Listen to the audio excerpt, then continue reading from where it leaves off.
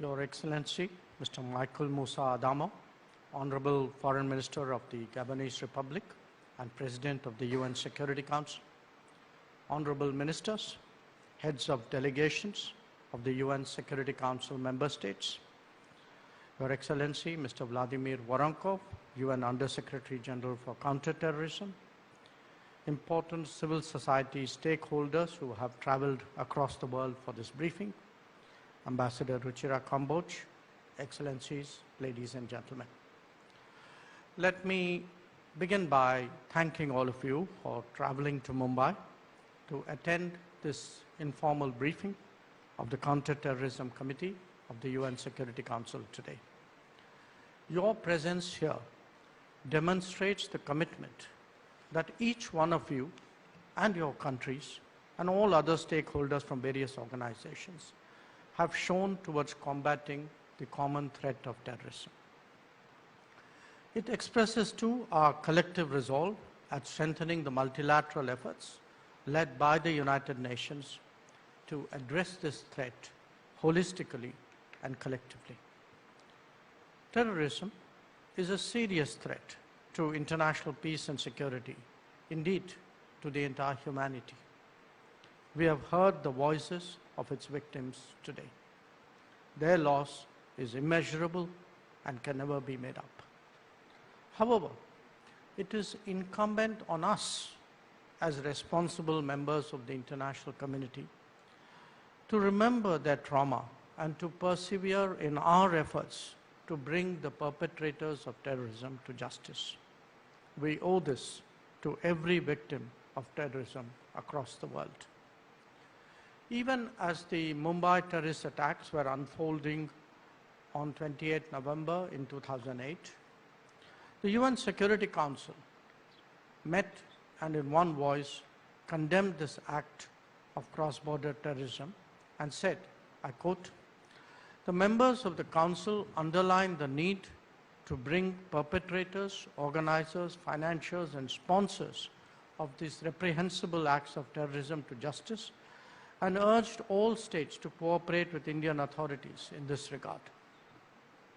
All acts of terrorism are criminal and unjustifiable regardless of their motivation."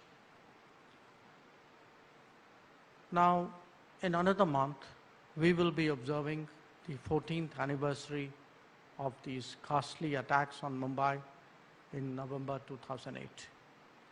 While one of the terrorists was captured alive, prosecuted, and convicted by the highest court in India, the key conspirators and planners of the 26/11 attacks continue to remain protected and unpunished. When it comes to proscribing some of these terrorists, the Security Council has regrettably been unable to act in some cases because of political considerations.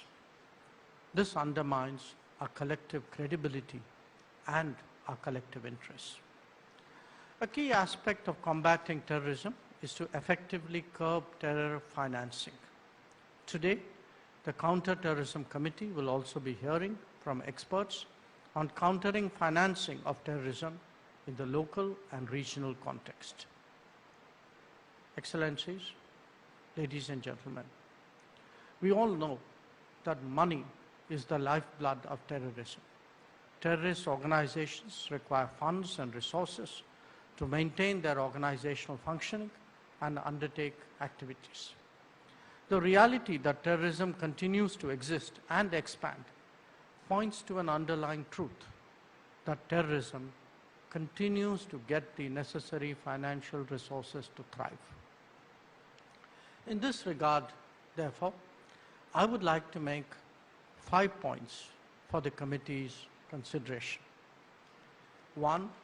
Effective and sustained efforts at countering terror financing is at the heart of the issue of countering terrorism. Normative efforts at the UN need to be coordinated through collaboration with other fora like the Financial Action Task Force, FATF, and the Egmont Group. 2. We need to ensure that the effective and transparent functioning of the Security Council's sanctions regime and make sure that they are not rendered ineffective for political reasons. Objective and evidence-based proposals for listing of terrorist groups, especially those that curb their access to financial resources, must be seen through. 3. International cooperation and concerted action against terrorists and their sponsors, including through dismantlement of terrorist safe havens, sanctuaries, training grounds, and financial and ideological as well as political support structures, are critical imperatives to defeat this scourge. 4. Terrorism's nexus with transnational organized crime, illicit drugs, and arms trafficking is by now well established. It is important that we recognize these linkages and strengthen multilateral efforts to break them. And 5. Over the years, terrorist groups have diversified their funding portfolio. They have also begun to exploit the anonymity afforded by new and emerging technologies, such as virtual currencies, for fundraising and finances. In this regard, we look forward to the deliberations of the special meeting of the committee tomorrow in New Delhi to provide innovative solutions for the international community to consider. Terrorism may have plagued several regions of the world. We, in India, understand its cost more than others. But with that experience comes the steeling of national resolve. Decades of cross-border terror has not and will not weaken our commitment to fight back. Our real tribute to the victims will be to rededicate ourselves to combating and eliminating the menace of terrorism, and this by stronger determination and joint action. We must rise above our political differences to address this scourge. The battle against terrorism must be fought resolutely at all fronts, all situations, and all places. We cannot be found wanting in our efforts. As the UN Secretary General stated, terrorism is pure evil, one with which we can never compromise.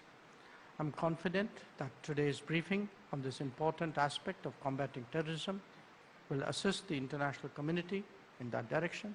I thank you for your attention.